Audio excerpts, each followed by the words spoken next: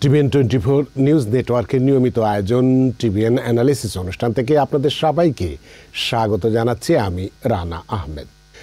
সুপ্রিয় দর্শক, আপনারা এই মুহূর্তে যারা ঘরে টেলিভিশন সেটের সামনে বসে এই অনুষ্ঠানটি দেখছেন কিংবা আরেকটু পরে টেলিভিশন সেটের সামনে বসে আপনাদের এই প্রিয় অনুষ্ঠানটি উপভোগ করবেন, কিংবা এই মুহূর্তে যারা ফেসবুক লাইভে ঢুকেছেন অথবা আরেকটু পরে ফেসবুক লাইভে ঢুকবেন, কিংবা আরও পরে সময় সুযোগ মতো যারা ইউটিউবে অনুষ্ঠানটি দেখবেন তাদেরকেও আগাম স্বাগত জানিয়ে রাখি।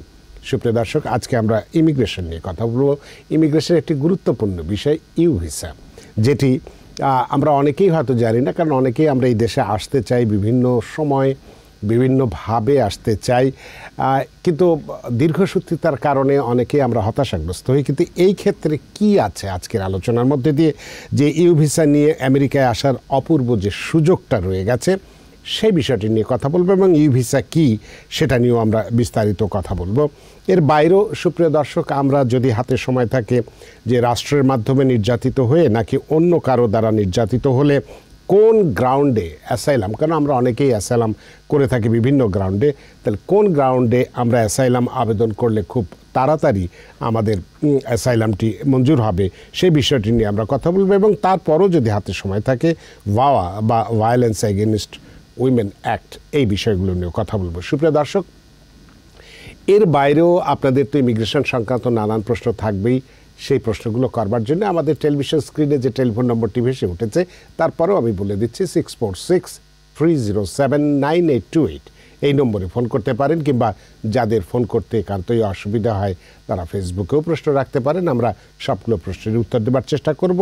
এবং ইত্যকার এই সমস্ত বিষয়ে আলোচনা করবার জন্য আমাদের স্টুডিওর সঙ্গে সংযুক্ত হয়েছেন আমাদের সকলের প্রিয়জন, প্রিয় মানুষ, প্রিয় মুখ, প্রিয় অ্যাটর্নি জনাব মাহফুজুর রহমান। অ্যাটর্নি মাহফুজুর রহমান, আপনাকে স্বাগত। ধন্যবাদ রানা ভাই, এবং টিভিএন 24 কে ধন্যবাদ আমন্ত্রণ জানানোর জন্য। আপনাকেও অসংখ্য ধন্যবাদ যে নানান ব্যস্ততাকে উপেক্ষা করে আমাদের সাথে সংযুক্ত হয়েছেন। এবং একটি গুরুত্বপূর্ণ বিষয় আজকে আমরা আলোচনার জন্য রেখেছি, যে আমরা অনেকেই এই দেশে আসতে চাই, তারপরেও আমরা দীর্ঘসূত্রিতার কারণে হতাশাগ্রস্ত হই। তো এক্ষেত্রে ইউ ভিসা একটি গুরুত্বপূর্ণ ভূমিকা পালন করতে পারে, বিশেষ করে যদি সেটা মানবিক কারণ বা হিউম্যানিটেরিয়ান গ্রাউন্ড হয়। তাহলে সেক্ষেত্রে আপনার কাছে জানতে চাইব যে এই ইউ ভিসাটা আসলে কি, এবং ইউ ভিসা পেন্ডিং থাকা অবস্থায় পেরোলের মাধ্যমে মানবিক কারণে ভিসা পাওয়া কতটা সহজ, এই বিষয়টি যদি আলোচনা করেন, তাহলে যারা এই আমেরিকায় আসতে চায় বা এই ভিসা আবেদন করেছেন তারা কোন গ্রাউন্ডে তাড়াতাড়ি এই ভিসাটাকে মঞ্জুর করতে পারবেন সেই বিষয়টি তারা নিশ্চিত হতে পারবেন। অ্যাটর্নি মাহফুজুর রহমান। ধন্যবাদ রানা ভাই, আজকে খুব একটা চমৎকার বিষয় উপস্থাপন করেছেন দর্শকদের জন্য, এবং দর্শকদেরকে শুভেচ্ছা আমাদের অনুষ্ঠান দেখার জন্য। ইউ ভিসা, যেটাকে অপর ভাষায় বলা হয় ভিকটিম অফ ক্রাইম, এটা সাধারণত যেসব ব্যক্তি আমেরিকায় অবস্থান করে, নন সিটিজেন যারা আছে, তারা যদি কোনোভাবে ভিকটিম অফ ক্রাইম হয়, কোনো অপরাধের ভিকটিম হয়ে থাকে, তখন কিন্তু তারা ইমিগ্রেশনের একটা বেনিফিট ক্লেম করতে পারে, সেটাকে ইউ ভিসা বলা হয়। তবে সকল ক্রাইম এটার সাথে অন্তর্ভুক্ত নয়, এখানে কিছু লিস্ট অফ ক্রাইম রয়েছে, এটা অনেকটা সিরিয়াস ক্রাইম এর ভিকটিম হতে হয়, যেমন ফেলোনি, তারপর হচ্ছে আপনার extortion, blackmail, abduction, rape, sexual assault, এই যে এরকম একটা লিস্ট দেওয়া আছে আপনার ইউএসসিআইএস এর ওয়েবসাইটে। তো রোবারি, তো এইসব যারা আমেরিকায় আছে নন সিটিজেন, যাদের কিনা গ্রিন কার্ড হয়নি অথবা সিটিজেন এখনো হয়নি এবং এই আমেরিকার মধ্যে, তারা যদি দুর্ভাগ্যবশত কখনো এই অপরাধের ভিকটিম হয়ে থাকে, তারা কিন্তু এটা একটা ইমিগ্রেশন বেনিফিট ক্লেম করতে পারে। এটাকে ইউ ভিসা বলা হয়। এই ইউ ভিসার প্রক্রিয়া, একটা নির্দিষ্ট প্রক্রিয়া রয়েছে। সেটি হচ্ছে প্রথমে যে ল এনফোর্সমেন্ট এজেন্সি অথবা প্রসিকিউশন এজেন্সি, যারা আপনার ডিস্ট্রিক্ট কাউন্সিল অফিস থেকে সার্টিফিকেশন নিতে হয়। সার্টিফিকেশন নেওয়ার পরে ইউ ভিসা ইউএসসিআইএস এ এটার জন্য আবেদন করতে হয়। তবে ইউ ভিসা আপনার ক্ষেত্রে কিছুটা ব্যাকলগ রয়েছে, 3-4 বছর সময় লাগে মিনিমাম। আর কেউ যদি ভিকটিম অফ ক্রাইম হয়ে থাকে, সেক্ষেত্রে সে কিন্তু তার যেই ওয়াইফ এবং স্পাউস, যারা কিনা আমেরিকা না থাকলেও যারা কিনা আমেরিকার বাইরে থাকলেও তাদের জন্য কিন্তু আবেদন করতে পারে।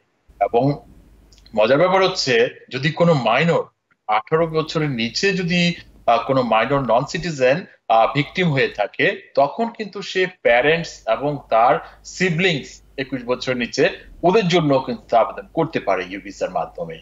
তো আপনি যেটা বলছিলেন যে ইউ ভিসা আবেদন করার পরে তার যে ডেরিভেটিভ অ্যাপ্লিকেন্ট, যে স্পাউস অথবা চিলড্রেন অথবা প্যারেন্টস যারা কিনা আমেরিকার বাইরে অবস্থান করছে, তারা কিনা হিউম্যানিটেরিয়ান রিজনে ফ্যামিলির সাথে আগে আগে জয়েন করতে পারে কিনা। কারণ ইউ ভিসার কিন্তু একটা টাইম লাইন আছে, সেই টাইমের আগে তো অনেক সময় তার ফ্যামিলি মেম্বাররা আসতে পারে না অ্যাপ্রুভাল হওয়ার আগ পর্যন্ত।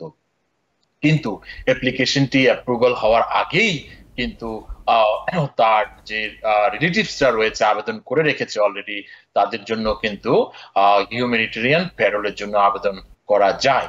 সেই ক্ষেত্রে কিছু জিনিস প্রুভ করতে হয় যে এখানে একটা পাবলিক ইন্টারেস্টের বিষয় জড়িত আছে, পাশাপাশি যে যিনি ভিকটিম হয়েছে ওনার সিচুয়েশন, ওনার যে আপনার হিউম্যানিটেরিয়ান যে সিচুয়েশন, সবকিছু এটা এক্সপ্লেন করে ইউএসএসি রিকোয়েস্ট করলে কিন্তু হিউম্যানিটেরিয়ান প্যারোল ইউভিসা অ্যাপ্রুভ হওয়ার আগেই পাওয়া যায়। সেক্ষেত্রে তার স্পাউস, চিলড্রেন এবং মাইনর হলে প্যারেন্টস এবং সিবলিংস, তারা কিন্তু আগেই আমেরিকা এসে তার ফ্যামিলির সাথে জয়েন করতে পারে। তো এই ক্ষেত্রে আপনার এই আলোচনার সূত্র ধরেই ফেসবুকে একটি প্রশ্ন রেখেছে মোহাম্মদ সেলিম। তিনি বলছেন যে এই প্রশ্নটা অবশ্য আমিও আপনাকে করতাম, তো যেহেতু আমাদের দর্শক প্রশ্নটা করেছে সুতরাং তারটাই বলি যে will I get humanitarian advantage due to major health conditions during individual interview as asylum seeker. এই ব্যাপারে আপনার মতামত? অ্যাসাইলেমেও কিন্তু উনি কিন্তু একটা চমৎকার একটা ইস্যু রেজ করেছে যে হিউম্যানিটেরিয়ান আপনার যে ডিসক্রিশন, অ্যাসাইলামটা কিন্তু বাই ল নয়, সেটা কিন্তু ডিসক্রিশন। এটা ইমিগ্রেশন জাজের ডিসক্রিশনে কিন্তু অ্যাসাইলামটা গ্রান্ট করে থাকে। কেউ মজার ব্যাপার হচ্ছে, কেউ যদি অ্যাসাইলামের সমস্ত শর্ত পূরণ করে থাকে, তারপরও কিন্তু ইমিগ্রেশন জাজ যদি মনে করে যে আমি এটা ডিসক্রিশন অ্যাপ্লাই করবো না, কিন্তু অ্যাসাইলাম নাও দিতে পারে। তো এই জন্য তার যে স্ট্যাচুটরি যে ডেফিনিশন আছে অ্যাসাইলামের, আপনি যেটা বলছেন যে অ্যাসাইলামের আমরা একটা আরেকটা ইম্পর্টেন্ট একটা ইস্যু রেজ করেছেন, এটা পরে আলাপ করবো। তো সেই ক্ষেত্রে কেউ যদি সমস্ত শর্ত পূরণও করে থাকে, তখন জাজ কিন্তু বিবেচনা করে দ্য ডিসক্রিশনারি ফ্যাক্টর। এটার মধ্যে আসে কি ডিসক্রিশন ফ্যাক্টর, যে সে ল অ্যাবাইডিং পারসন, কোনো ক্রাইমের সাথে ইনভলভ হয়নি, ট্যাক্স পে করে, তারপরে এখানে ফ্যামিলি মেম্বার অলরেডি আছে আমেরিকায়। পাশাপাশি উনি যে প্রশ্নটা করেছে, হ্যাঁ হেলথ কন্ডিশন, সেটাও আসতে পারে যে ও অলরেডি তার অ্যাসাইলামের স্ট্যাচুটরি যে রিকোয়ারমেন্ট আছে সেটা অনেকটা ফুলফিল করেছে অথবা সমস্ত ফুলফিল করেছে। এখন ডিসক্রিশনের পালা, ডিসক্রিশনে এটাও কিন্তু একটা হিউম্যানিটেরিয়ান ফ্যাক্টর আসতে পারে যে তার সিরিয়াস হেলথ কন্ডিশন, তাকে আমেরিকায় থাকলে সে তার হেলথে হয়তোবা তার একটা ভালো আপনার চিকিৎসার সুযোগ পাবে। সেক্ষেত্রে অবশ্যই এটা একটা পজিটিভ ফ্যাক্টর হিসেবে কাজ করবে। অনেক ধন্যবাদ অ্যাটর্নি মাহফুজুর রহমান এবং আজকের যিনি প্রশ্ন করেছেন মোহাম্মদ সেলিম। আপনার প্রশ্নটি আমি আগেই বলে নিলাম, কারণ এই বিষয়টি নিয়ে আমাদের আজকে বিস্তারিত আমরা আলোচনা করব এখনই, কারণ আমরা ইউ ভিসা নিয়ে কথা বলেছি যে ইউ ভিসার মধ্য দিয়ে কিভাবে খুব তাড়াতাড়ি আমেরিকায় আসা যায়। যদিও একটু ব্যাকলগ আছে, 2-3 বছর লাগে, কিন্তু সেটা তো অন্তত F4 বা অন্যান্য ক্যাটাগরিতে যে ভিসা রয়ে গেছে যেখানে 17-18 বছর লাগছে, সেখান থেকে অন্তত কম সময় লাগছে। সুতরাং ইউ ভিসার সুবিধাটা কি সেটা আমরা বিস্তারিত কথা বলেছি। এখন আমরা একটু আলোচনা করব যেটি জনাব এসকে সেলিম যে প্রশ্নটি করেছিলেন সেটার আলোকেই, এবং আজকের আমাদের আলোচনার বিষয়বস্তু যে রাষ্ট্রের মাধ্যমে নির্যাতিত হয়ে নাকি অন্য কারো দ্বারা নির্যাতিত হলে কোন কোন গ্রাউন্ডে, তার মধ্যে একটি তো আমরা বললামই যে হিউম্যানিটেরিয়ান গ্রাউন্ড, অ্যাসাইলাম আবেদন করা যেতে পারে। তো সে ধরনের এই ধরনের যদি কারণ বা কি কারণের উদ্ভব হলে একজন ব্যক্তি এই ধরনের মানে এই হিউম্যানিটেরিয়ান গ্রাউন্ডে অ্যাসাইলাম সিক করতে পারেন, এই বিষয়টি নিয়ে যদি আপনি বিস্তারিত একটা আলোচনা করেন। ধন্যবাদ। হ্যাঁ রানা ভাই, অ্যাসাইলাম বিষয় কিন্তু সাধারণ মানুষের কাছে একটা, আমার কাছে যেটা মনে হয় একটি ভ্রান্ত ধারণা আছে যে অ্যাসাইলামে যদি সরকার না থাকে তাহলে হয়তো আমি অ্যাসাইলাম আর পাবো না। আসলে কিন্তু বিষয়টা সেরকম নয়। অ্যাসাইলামে যেই পারসিকিউশন অ্যাসাইলাম এর যে ডেফিনিশন রয়েছে এটা করে পারসিকিউশন থাকতে হবে, দ্যাট মিনস হচ্ছে অন্যায়ভাবে কাউকে কেউ নির্যাতনের শিকার হয়ে থাকলে সে অ্যাসাইলামের জন্য কোয়ালিফাই। এবং এই নির্যাতনটা কিন্তু আপনার সরকার থেকে আসতে হবে, এটা হচ্ছে কোর ল, অ্যাসাইলামের ল। কিন্তু এখানে এক্সেপশন রয়েছে। If you're wondering, should I get my COVID shot? Think about other people.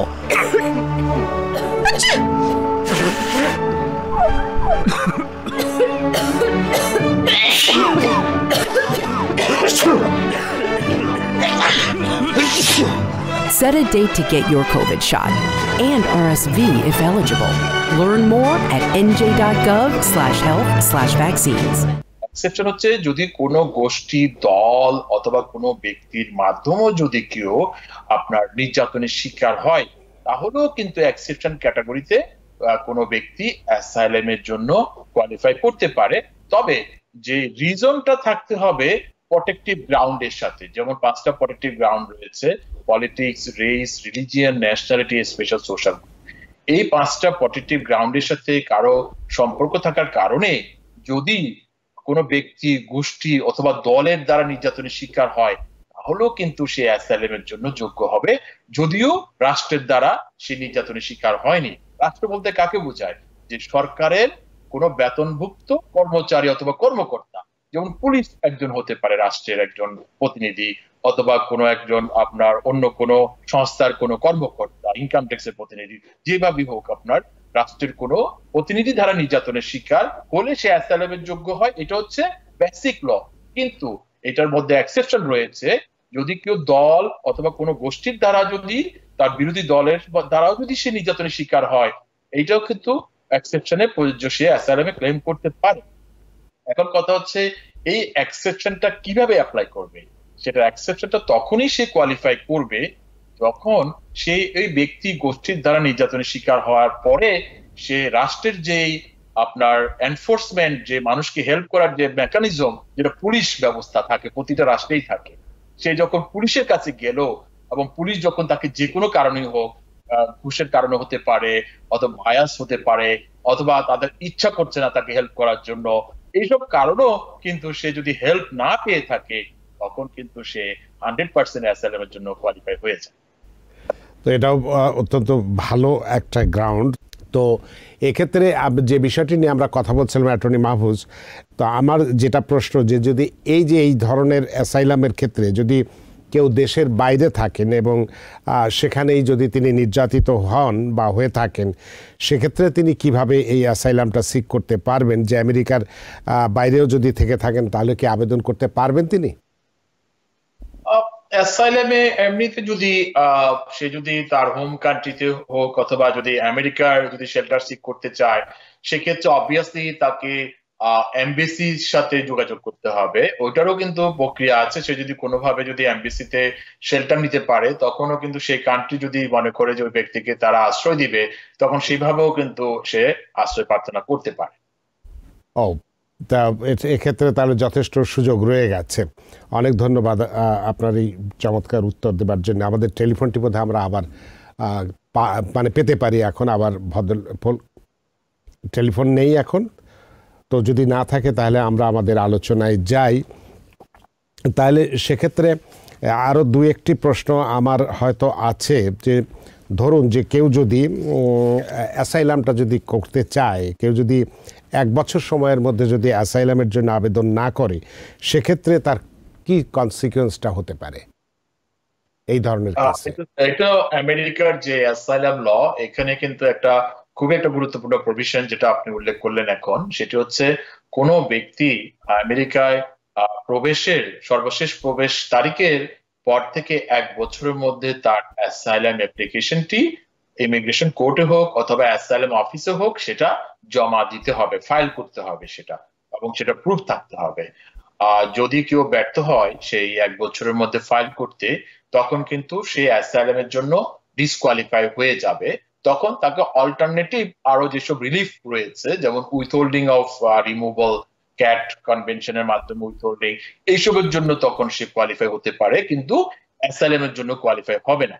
কিন্তু যদি অনেক ক্ষেত্রে দেখা যায় অনেক মানুষই কিন্তু 1 বছরে দেরি করে ফেলে, তো সেই ক্ষেত্রে কিন্তু এক্সেপশন রয়েছে। সেই ক্ষেত্রে দেখা যায় অনেক সময় যে অ্যাটর্নি অথবা তার উকিলের অবহেলার কারণেও কিন্তু দেখা যায় অনেক সময় দেরি করে থাকে, এবং পাশাপাশি অনেক সময় দেখা যায় যে তার অর্থের সংকট থাকে অথবা তার জ্ঞানের অভাব থাকে, এবং তার অনেক সময় মানসিক কন্ডিশন ওরকম ভালো ছিল না, সেসব কারণ করতে পারে নাই। এই সমস্ত যদি কিছু এক্সট্রা অর্ডিনারি সার্কামস্টেন্সেস যদি শো করতে পারে, সেই ক্ষেত্রে কিন্তু আবার সেটা আপনার এক্সেপশন ক্যাটাগরিতে কিন্তু অ্যাসাইলাম এর জন্য তখন আবার যোগ্য বিবেচিত হয়ে থাকে। আচ্ছা, তার মানে কেউ যদি আজকে আসে, ধরলাম যে আজকে আমেরিকার মাটিতে পা রাখলেন, তিনি কি পরের দিনে অ্যাসাইলামের জন্য আবেদন করতে পারেন? সেক্ষেত্রে কি কোনো বাধা আছে না সুবিধা আছে? ওরকম সেটা যদি আমেরিকায় পা রাখার যেভাবে আসুক, আমেরিকায় আসার পরে যদি নেক্সট ডে তো সে যে আবেদন করে থাকে, এতে কোনো আইনগত কোনো বাধা নেই। বরঞ্চ সে যদি এটা করে থাকে তাহলে তার আর 1 ইয়ারের যে প্রবলেম, সেটা আর কখনো তার প্রবলেম আসবে না সেই হিসাবে। তো কেউ যদি ভিজিট ভিসা নিয়ে আসে এবং দেখা যায় যে ভিজিট ভিসার মেয়াদ তার প্রায় শেষ হয়ে গেছে, সেক্ষেত্রে তার করণীয়টা কি হবে? সে কি আবার এসে নতুন করে ভিসা রিনিউয়াল করে আবার এসে করবে তার ভিসার মেয়াদটা বাড়িয়ে, নাকি ওখানেও যেখানে যে অবস্থায় আছে সেটার প্রেক্ষিতে আবেদন করতে পারে? না, আপনি যেটা বলছেন যে আসার পরে নেক্সট যদি করে থাকে, বর্ডার দিয়ে না এসে, হ্যাঁ বর্ডার দিয়ে আসলে দ্যাটস ফাইন, এতে কোনো তার কনসিকুয়েন্সেস হওয়ার সুযোগ আবার নাই। কিন্তু কেউ যদি ভিজিটর ভিসায় আসে, সেই ক্ষেত্রে কিন্তু নেক্সট ডে তো সে করতে পারে, কিন্তু করার পরে কিন্তু সে যদি খুব তাড়াতাড়ি অ্যাসাইলাম করে, তখন কিন্তু তার পুরোপুরি অ্যাসাইলামের যেসব বেনিফিট আছে সেসব কিন্তু মিস করার একটা সুযোগ থাকে।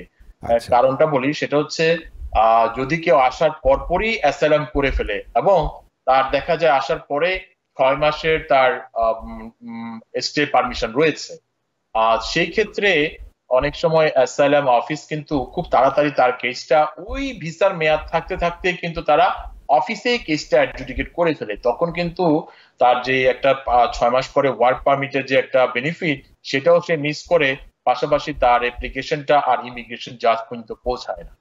তো সেটা একটা তাড়াতাড়ি করার ক্ষেত্রে একটা ডিমেরিট, একটা মানে ক্ষতিকর দিক রয়েছে। আর আপনি আরেকটা প্রশ্ন করেছেন, যেটা হচ্ছে যদি আসার পরে তার ভিসার মেয়াদ শেষ হয়ে যায়, আবার কি তাকে ভিসা নিয়ে করতে হবে? না, অ্যাসাইলামের ক্ষেত্রে ওরকম কোনো প্রভিশন নেই।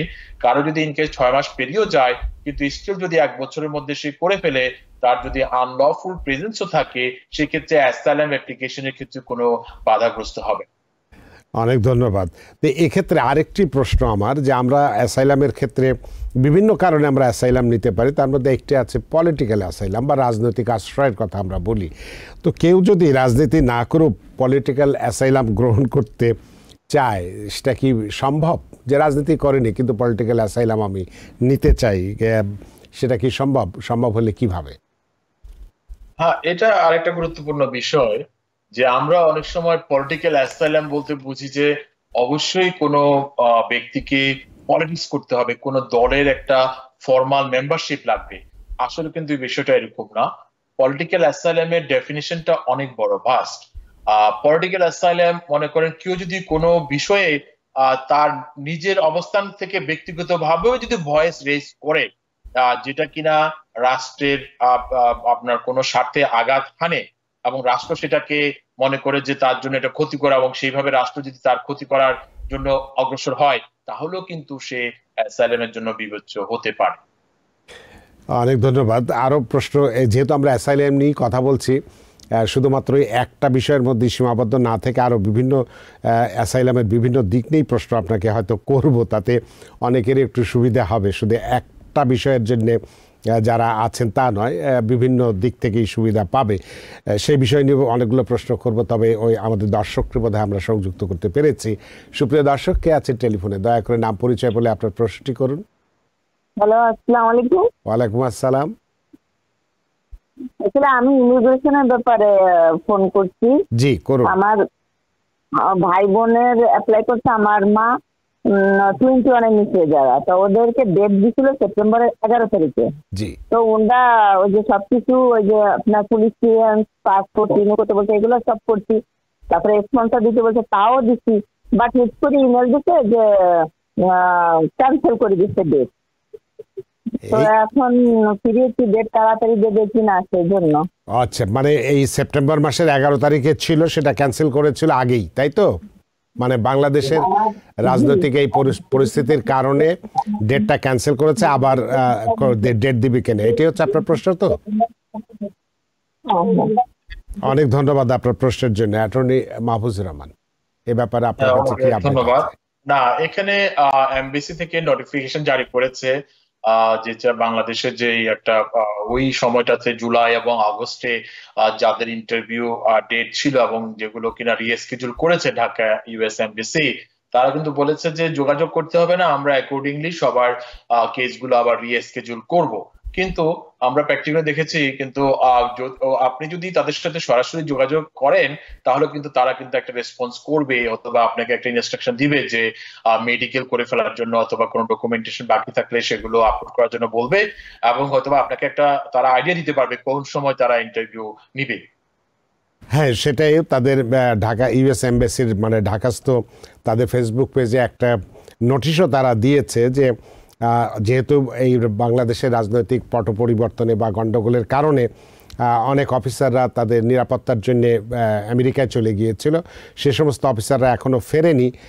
সীমিত আকারে কাজ শুরু হয়ে গেছে, সেপ্টেম্বর থেকেই আবার নতুন করে ডেট দেওয়া শুরু হয়েছে, তবে অক্টোবর থেকে ফুল সুইংয়ে কাজ চলবে, এরকম একটি আমরা দেখেছি, বার্তা আমরা দেখেছি। সুতরাং আমার মনে হয় যে আপনার যে ডেটটি ক্যান্সেল হয়েছিল সেটি খুব শীঘ্রই পাবেন, এ ব্যাপারে আমরা বোধহয় আপনাকে নিশ্চিত করতে পারি, অ্যাজ পার যেটা আমরা বললাম যে ঢাকাস্থ আমেরিকান এম্বাসির যে ফেসবুক পেজে যে স্ট্যাটাসটি দিয়েছে সেটার ভিত্তিতে।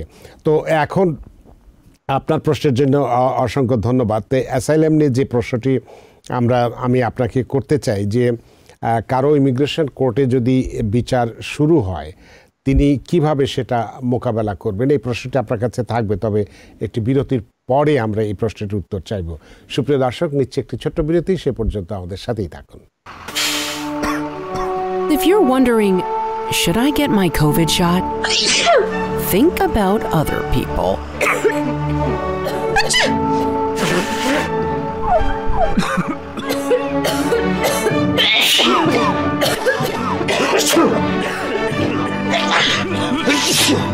Set a date to get your COVID shot and RSV if eligible. Learn more at nj.gov/health/vaccines. সুপ্রিয় দর্শক, বিরতির পর ফিরে এলাম আপনাদের প্রিয় অনুষ্ঠান টিভিএন অ্যানালিসিসে। আজকের অতিথি অ্যাটর্নি মাহফুজুর রহমান এবং আপনাদের সাথে রয়েছে আমি রানা আহমেদ। অ্যাটর্নি মাহফুজুর রহমান, একটি প্রশ্ন আপনাকে করেছিলাম সেটি শুনবো, তবে তুষার আহমেদ একটি প্রশ্ন রেখেছেন ফেসবুকে, একটি বিষয় জানতে চেয়েছেন, ছোট্ট বিষয়।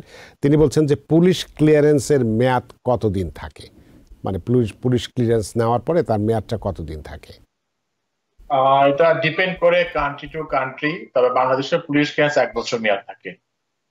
1 বছর থাকে। তো অসংখ্য ধন্যবাদ। যদি কাজী আলিমিন হোসাইন তিনি বোধহয় বলছেন যে গ্রিন কার্ড হোল্ডার 6 মাসের বেশি দেশে থাকলে কোনো সমস্যা হবে কি? 1 বছর থাকা যায় শুনেছি, এ ব্যাপারে একটু জানতে চেয়েছেন। যারা গ্রিন কার্ড হোল্ড করে তাদের কিন্তু কোনো অবস্থাতে কিন্তু 6 মাসের বেশি থাকা উচিত নয়, কিন্তু ম্যাক্সিমাম আপনার 12 মাস মানে 11 মাস পর্যন্ত থাকা যায়।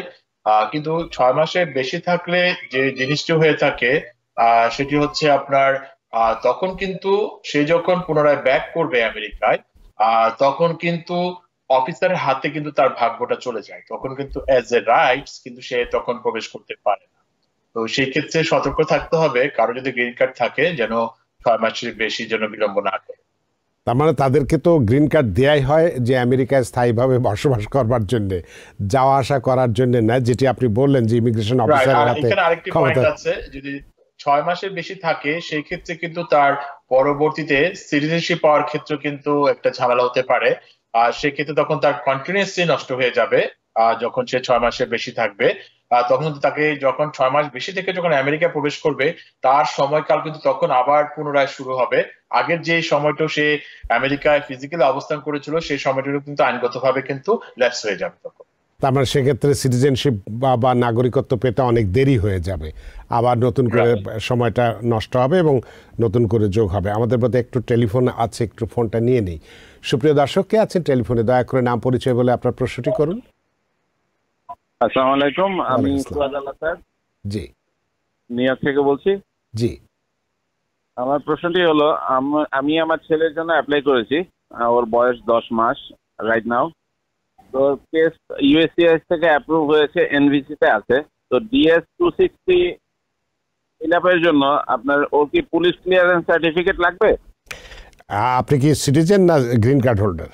আমি সিটিজেন। আচ্ছা, তো এটাই পুলিশ ক্লিয়ারেন্স সার্টিফিকেট লাগবে কিনা এটাই আপনার প্রশ্ন, অ্যাটর্নি মাহফুজুর রহমান? জি জি জি, ওর বয়স 10 মাস। 10 মাস, রাইট। আমেরিকার ইমিগ্রেশন ল অনুযায়ী যারা 16 বছরের নিচে তাদের পুলিশ ক্লিয়ারেন্স লাগে না। আপনার যারা 16 বছরের উপরে তখনই তাদের পুলিশ ক্লিয়ারেন্স দিতে হয়। আশা করি আপনার প্রশ্নের উত্তর পেয়েছেন। যেহেতু আপনার ছেলের বয়স মাত্র 10 মাস, সেহেতু তার কোনো পুলিশ ক্লিয়ারেন্স লাগবে না।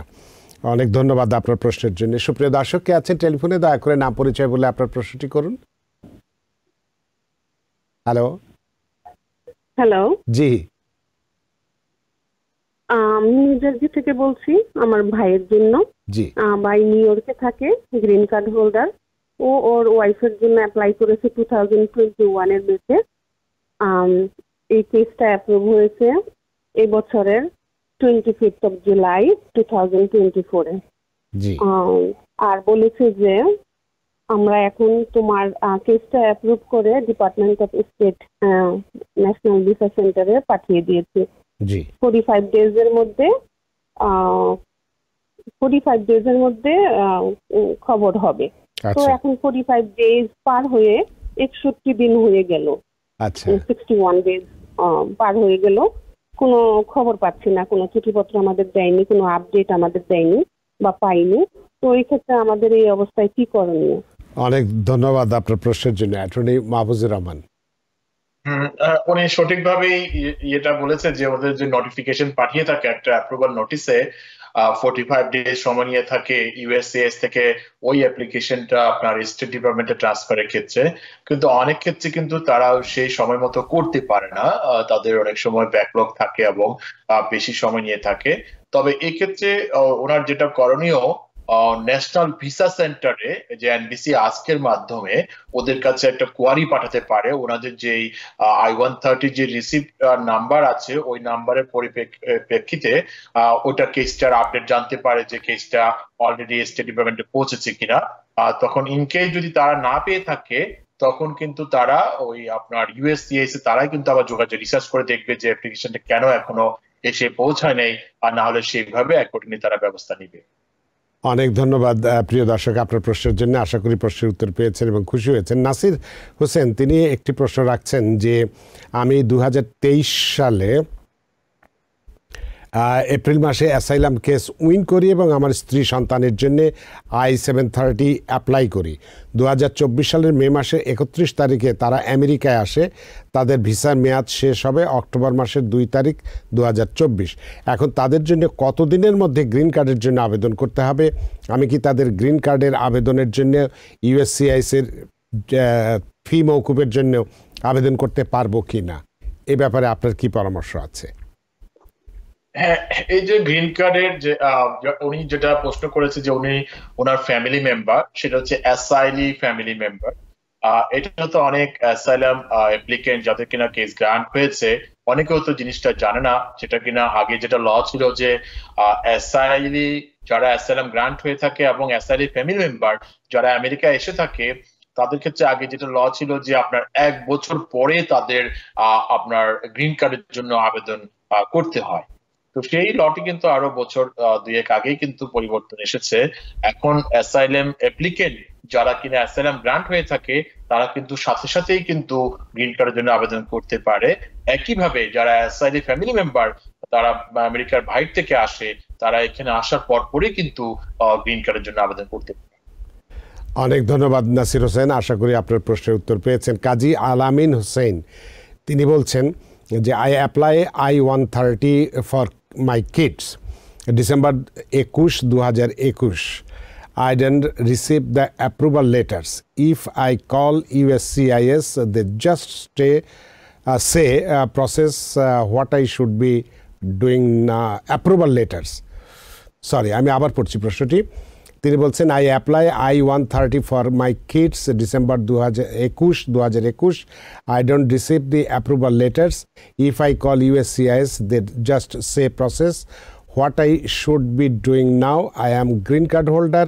My kids are under 21. Please answer my question. এ ব্যাপারে আপনার কি পরামর্শ?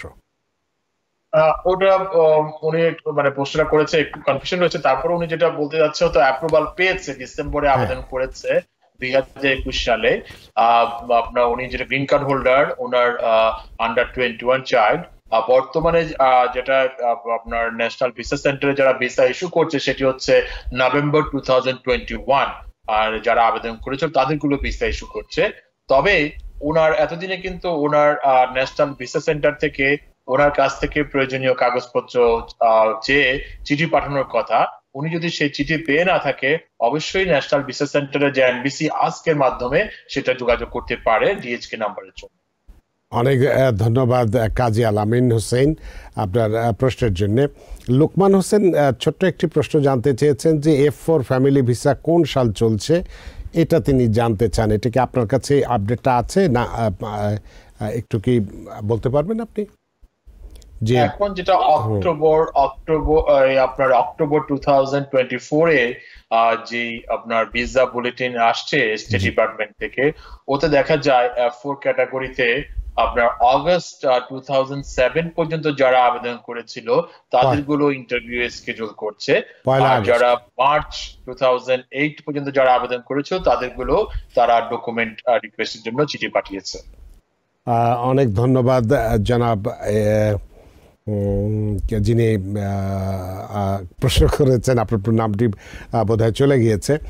তো আসলে আপনি যে প্রশ্নটি করেছেন সেটি হচ্ছে যে F4 ক্যাটাগরিতে ফাইনাল অ্যাকশন আছে 1 আগস্ট 2007 এবং আরেকটি হচ্ছে 1 মার্চ 2008। আশা করি আপনার প্রশ্নের উত্তর পেয়েছেন। তো আমরা যে বিষয়টি নিয়ে কথা বলছিলাম, আরও অনেক প্রশ্নই আছে, কিন্তু প্রশ্নগুলোর উত্তর আমরা প্রায় একই রকমভাবে দিয়েছি। সুতরাং এই প্রশ্নগুলো মোহাম্মদ সেলিম যিনি করেছেন এই প্রশ্নের উত্তর আমরা দিয়েছি, সুতরাং বারবার একই প্রশ্ন আমরা বলতে চাই না। তো যে প্রশ্নটি আপনার কাছে করেছিলাম যে যদি কেউ অ্যাসাইলাম বা অন্য একটি প্রশ্ন, তাহলে আমি এক্ষেত্রে করি যে কেউ যদি অ্যাসাইলাম আবেদন করে, তার সেই আবেদনকারী কি তার পরিবারকে সাথে নিয়ে আসতে পারে? অ্যাসাইলাম, হ্যাঁ, যদি যারা আমেরিকায় থেকে অ্যাসাইলাম করে, এখন যদি পরিবার যদি সাথে থাকে তাহলে তো পরিবার সহ করতে পারে, কিন্তু অ্যাসাইলাম আবেদন করার সাথে সাথে পরিবার আনার সেরকম কোনো সুযোগ নেই। যেটা আমরা বলেছিলাম যে আপনার ইউ ভিসা আবেদন করার পরে অ্যাপ্রুভ হওয়ার আগেই কিন্তু তার ফ্যামিলিকে হিউম্যানিটেরিয়ান প্যারোল দিয়ে আনতে পারে, কিন্তু অ্যাসাইলাম অ্যাপ্লিকেন্টের ক্ষেত্রে সেরকম সুযোগ নেই। অ্যাসাইলাম অ্যাপ্লিকেশন গ্রান্ট হওয়ার পরে তখন সে তার পরিবারের জন্য আবেদন করতে পারে। যেটা কিছুক্ষণ আগে আমাদের একজন দর্শক প্রশ্ন করলো, যেমন তার ফ্যামিলির জন্য I-730 আবেদন করেছে, তারপর তারা আমেরিকায় এসেছে।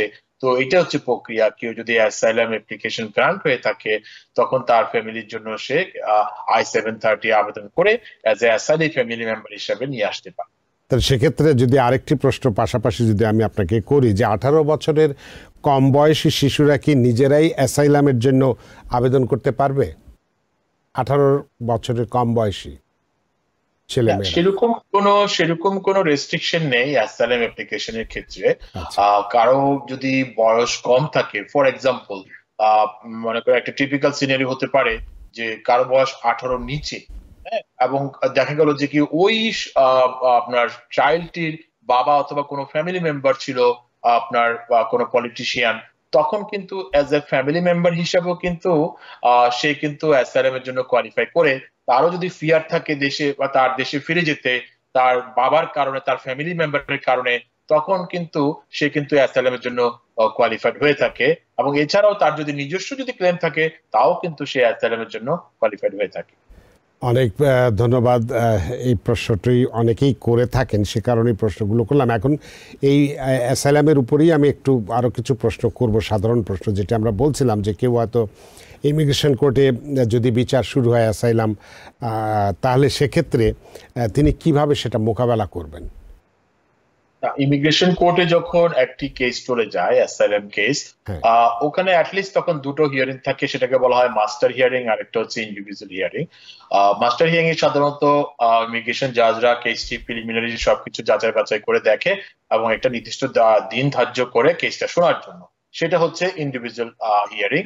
তো অবশ্যই যদি কারো কেস ইমিগ্রেশন কোর্টে থাকে এবং সঠিকভাবে তার কেসের সাপেক্ষে যে তার বক্তব্য সেটা সাবমিট করতে হবে, এবং পাশাপাশি তার বক্তব্যের পরিপ্রেক্ষিতে যে আপনার যুক্তিসঙ্গতভাবে যে সমস্ত প্রমাণপত্র তার পক্ষে জোগাড় করা সম্ভব, সেই সমস্ত প্রমাণপত্র যথার্থভাবে এবং যথাসময়ে আদালতের সামনে উপস্থাপন করতে হবে। আর এক্ষেত্রে যদি আরেকটি প্রশ্ন, যে ধরুন যে কেউ বর্ডার দিয়ে আসলেন, আমরা মানে অন্যভাবে বর্ডার দিয়ে আসলেন এবং ধরা পড়লেন, তাকে কোর্টে প্রেরণ করা হলো, তিনি কিভাবে এই কোর্টকে মোকাবেলা করবেন? এটা একটা খুবই সাধারণ সিনারিও, কারণ অনেকেই দেখা যায় আমাদের আমেরিকার আপনার সাউদার্ন এবং নর্দার্ন দুই বর্ডারে কিন্তু লোকজন আসে, এবং সেটা আমাদের এই দেশের যারা নিরাপত্তার দায়িত্ব, যেমন ইমিগ্রেশনের নিরাপত্তার দায়িত্ব, আইস, ইমিগ্রেশনের কাস্টম এনফোর্সমেন্টের যে পুলিশ, তারা কিন্তু ওয়েট করছে ওখানে, তারা পাহারা দিচ্ছে তাদের আমাদের আমেরিকার সীমান্ত। তখন যদি এরকম যদি আমেরিকার যদি তারা পারমিশন ছাড়া কেউ ঢুকে পড়ে, তখন তাদেরকে তারা প্রথমে ধরে তারা একটা প্রসেস করে ফেলে, তারা ডিটেনশনে নিয়ে যায়। তখন সেই ক্ষেত্রে তাদেরকে তখন একটা জিজ্ঞাসা করা হয় কেন আসছে, সেটাকে বলা হয় ক্রেডিবল ফেয়ার ইন্টারভিউ হয়ে থাকে। তখন তাদের যে দেশে যাওয়ার ভয় যদি থাকে, তখন তারা সেই বিষয়ে একটা অ্যাসাইলাম অফিসাররা একটা ইন্টারভিউ নিয়ে থাকে। ইন্টারভিউ নেওয়ার পরে তখন তাদেরকে তখন ইমিগ্রেশন কোর্টে পাঠায়। তো ইন দি মিন টাইম সে তো তখন ডিটেনশনে আছে, পাশাপাশি সেই সময় কিন্তু সে বন্ড অথবা ফেরলের জন্য রিকোয়েস্ট করতে পারে, বন্ডের জন্য জাজের কাছে রিকোয়েস্ট করতে পারে, ফেরল অনেক সময় আপনার ফেরলের জন্য রিকোয়েস্ট করা যায় আইস অফিসারের কাছে, তাদেরও পাওয়ার থাকে ফেরল দেওয়ার জন্য ওই ব্যক্তিটিকে। তখন যদি সে ডিটেনশন থেকে ছাড়া পেয়ে যায়, তখন তার যে আমেরিকার যে শহরে থাকবে সেখানে তার অ্যাকর্ডিংলি কেসটা ট্রান্সফার করে নিয়ে আসতে পারে, এবং সেটা ইমিগ্রেশন জাজের কাছে তার যেই সমস্যা, যেই রিলিফ সে ক্লেম করতে চাচ্ছে, সেটা সেখানে উপস্থাপন করতে পারে। তাহলে এক্ষেত্রে যে পাশাপাশি যদি ওটা তো ধরা পড়লো সেই প্রশ্ন করেছিলাম, কিন্তু আমরা বলছি যে কেউ বর্ডারে ধরা পড়েনি, কিন্তু পরবর্তীতে ইন্টারভিউতে পাশ করলো না, কোর্টে রেফার করা হলো, তিনি তাহলে সেটা কিভাবে মোকাবেলা করতে পারবেন? না, যদি ধরা না পড়ে, এরকম অনেক অ্যাপ্লিকেন্ট আছে যারা কিনা হয়তো ঢুকে পড়েছে, অফিসার ছিল না, কি করবে, তখন সে চলে আসলো একটা শহরের মধ্যে, তখনও কিন্তু সে তার যদি কোনো ক্লেম থাকে, তার যদি ফিয়ার থাকে, সে অ্যাসাইলাম তখনও ক্লেম করতে পারে। অ্যাসাইলাম ক্লেম করলে তখন তার কেসটি ভিন্ন রুটে তখন চলবে। সেটা তখন অ্যাসাইলাম ইউএসসিআইএস এর অফিসার, অ্যাসাইলাম অফিসাররা প্রথম তাকে ইন্টারভিউতে ডাকবে, এবং ইন্টারভিউ নেওয়ার পরে তারা যদি স্যাটিসফাই না হয়, তখন তাকে ইমিগ্রেশন কোর্টে তার কেসটি রেফার করবে। তখন অ্যাকর্ডিংলি তখন সেই ইমিগ্রেশন জাজের কাছে একইভাবে তার কেসটি আবার পুনরায় প্লেস করতে পারবে। অনেক ধন্যবাদ অ্যাটর্নি মাহফুজুর রহমান। আজকে আসলে আমরা অ্যাসাইলামের কিছু খুঁটিনাটি বিষয়গুলো নিয়ে আমরা কথা বললাম, যে কারণে ভাওয়া বা ওটাও খুব বড় একটি বিষয় আলোচনার জন্য ওইখানে সময় পাবো না বলে আলোচনা করে নিয়ে আপনি অনেক ব্যস্ত মানুষ, ব্যস্ততা সত্ত্বেও বা ব্যস্ততাকে উপেক্ষা করে আমাদের সাথে সংযুক্ত হয়েছেন এবং গুরুত্বপূর্ণ বেশ কিছু প্রশ্ন এবং গুরুত্বপূর্ণ বিষয়গুলো নিয়ে কথা বলেছেন। সত্যি আমরা ঋদ্ধ, আমরা প্রাণিত। ধন্যবাদ রানা ভাই, আমিও আনন্দিত TVN 24 সাথে যুক্ত হতে পেরে। আপনাকেও অসংখ্য ধন্যবাদ। সুপ্রিয় দর্শক, আজকে যে বিষয়গুলো নিয়ে আমরা কথা বলেছি, ইউ ভিসা নিয়ে আমেরিকায় আসার যে অপূর্ব একটা সুযোগ রয়েছে, সেই বিষয়গুলো নিয়ে আমরা কথা বলেছি, এবং রাষ্ট্রে নির্যাতিত হয়ে নাকি অন্য কোনো কারো দ্বারা নির্যাতিত হলে কিভাবে অ্যাসাইলাম আবেদন করতে হয় সে বিষয়গুলো নিয়ে কথা বলেছি। আপনাদের অনেকগুলো প্রশ্নের উত্তর দিয়েছি। নিশ্চয়ই আজকে অনুষ্ঠান আপনাদের যথেষ্ট ভালো লেগেছে। সুপ্রিয় দর্শক, যে যেখানেই থাকুন, ভালো থাকুন, সুস্থ থাকুন, নিরাপদে থাকুন TVN 24 নিউজ নেটওয়ার্কের সাথেই। শুভরাত্রি।